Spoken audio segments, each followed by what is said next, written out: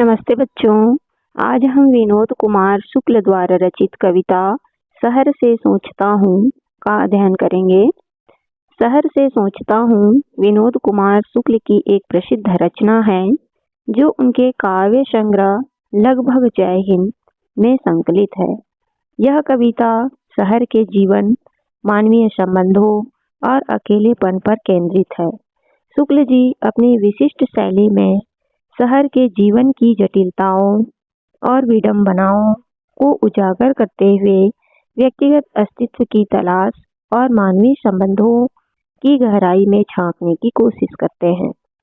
यह कविता अत्यंत संवेदनशील और विचारोत्तेजक है, जो विकास, शहरीकरण और आदिवासी जीवन के त्रासदीपूर्ण जीवन शैली को प्रस्तुत करती है। आइए कविता की व्याख्या की ओर चलते हैं। शहर से सोचता हूँ कि जंगल क्या मेरी सोच से भी कट रहा है। जंगल में जंगल नहीं होंगे तो कहाँ होंगे? शहर की सड़कों के किनारे के पेड़ों में होंगे। कवि कहते हैं कि शहर से सोचता हूँ कि जंगल क्या मेरी सोच से भी कट रहा है। कवि शहर में बैठकर चिंतन करता है कि कहीं जंगल अब सिर्फ विचारों में ही बचा है। वह अपने आप से सवाल करता है कि क्या जंगल अब भौतिक रूप में नहीं बल्कि कल्पनाओं और स्मृतियों में ही शेष है। यह पंक्ति पर्यावरणीय विनाश और जंगलों की तेजी से कटे जाने पर करारा प्रश्न है कवि के द्वारा। जंगल में जंगल नहीं होंगे तो कहाँ होंगे? शहर की सड़कों के किनारे के पेड़ों में होंगे। यहाँ कवि अत्यंत व्यंग्यपूर्ण शैली में कहता है कि जब असली जंगल समाप्त हो जाएंगे तो क्या हम उन्हें सड़कों के किनारे लगाए गए गिने चुने पेड़ों में खोजेंगे। पर शहरी सोच की कथा कथित हरियाली पर व्यंग्य है, जो प्रकृति का विकल्प नहीं केवल उसका भ्रम है। रात को सड़क के पेड़ों के नीचे सोते हुए आदिवासी परिवार के सपने में एक सल्फी का पेड़ और बस्तर की पहाड़ी मैना आती है, पर नींद में स्वप्न देखते उनकी आंखें फूट गई। रात को सड़क के पेड़ों के नीचे सोते हुए आदिवासी परिवार के सपने में एक सल्फे का पेड़ और बस्तर की पहाड़ी मैना आती है। इस पंक्ति में कवि आदिवासी परिवारों की त्रासदी का बड़ा ही मार्मिक व हृदयग्राही चित्रण किया है।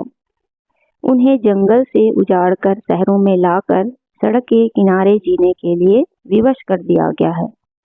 अब उनका जीवन सिर्फ शेष बची यादों व सपनों में बचा है। वे अब जंगल नहीं, जंगल का सपना देखते हैं।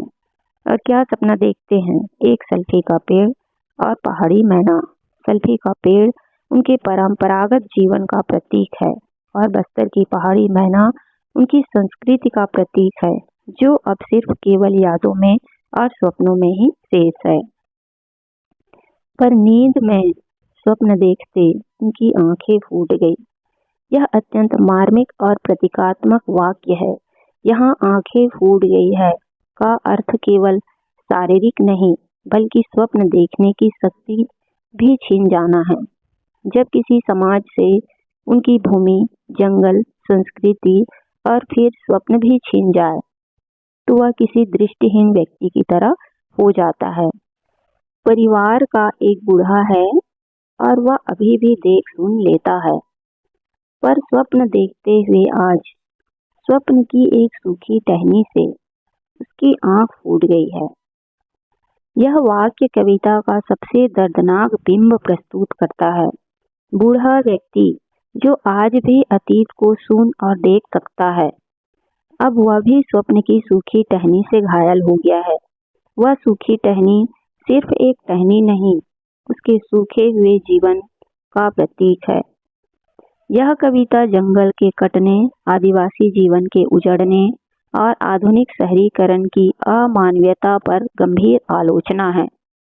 शुक्ल जी इस कविता में दिखाते हैं कि जब जंगल कटता है तो केवल पेड़ नहीं कटते, एक पूरी सभ्यता, संस्कृति और जीवन दृष्टि ही नष्ट हो जाती है।